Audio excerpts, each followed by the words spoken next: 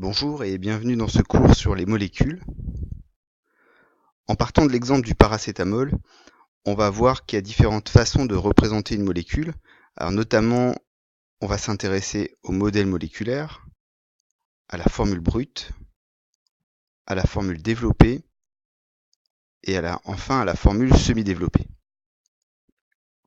Tout d'abord, concernant les modèles moléculaires, les atomes d'hydrogène seront représentés en blanc, les atomes de carbone, eux, seront représentés en noir ou en gris.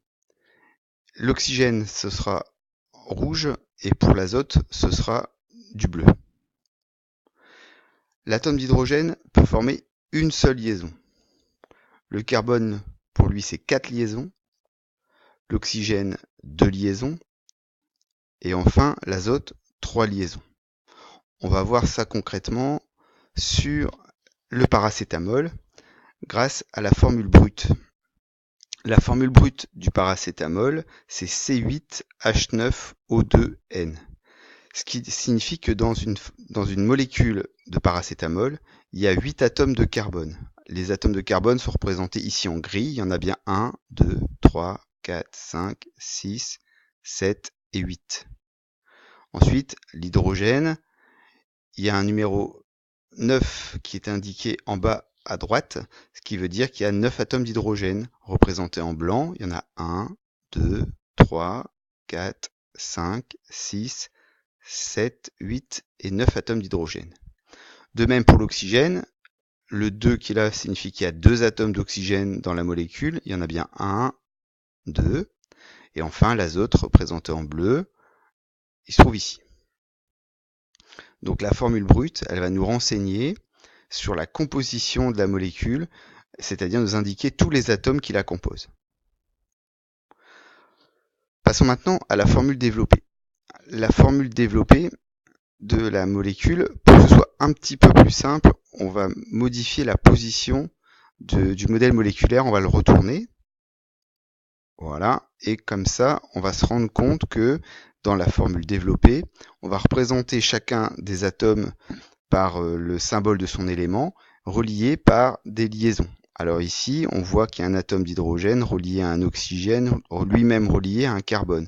Et on va retrouver cet atome d'hydrogène relié à l'oxygène, lui-même relié à un carbone. On retrouve aussi le cycle ici de 6 carbones avec de temps en temps une double liaison, c'est-à-dire un ensemble de 2 liaisons mises en parallèle, et on va retrouver ces doubles liaisons dans le cycle de 6 carbones au niveau de la formule développée. De même, les hydrogènes qui sont fixés sur les 4 carbones, on retrouve ces 4 hydrogènes. Et on peut de la même façon continuer, retrouver l'atome d'azote relié à un hydrogène, l'atome d'azote relié à un hydrogène, le carbone avec sa double liaison vers un oxygène, le carbone relié par une double liaison à un oxygène, et enfin un carbone relié à 3 hydrogènes, le carbone relié à 3 hydrogènes. Donc cette formule développée, elle nous permet d'avoir l'arrangement des atomes les uns par rapport aux autres. Troisième type de formule, c'est la formule semi-développée. On va simplifier un peu les choses en supprimant les liaisons avec l'hydrogène. C'est-à-dire qu'on va représenter l'atome d'hydrogène juste à côté de l'atome qui le porte. Ici, l'oxygène porte un hydrogène, donc on a un oxygène à côté de son hydrogène. Ici, le carbone porte un hydrogène, à nouveau, on a mis à côté du carbone qu'il porte son hydrogène. Alors, et ainsi de suite sur toute la molécule, pour les autres atomes de carbone, pour l'atome d'azote. Et si on regarde ici, l'atome de carbone possède 3 hydrogènes. Et donc, à côté de l'atome de carbone, on a bien les 3 hydrogènes.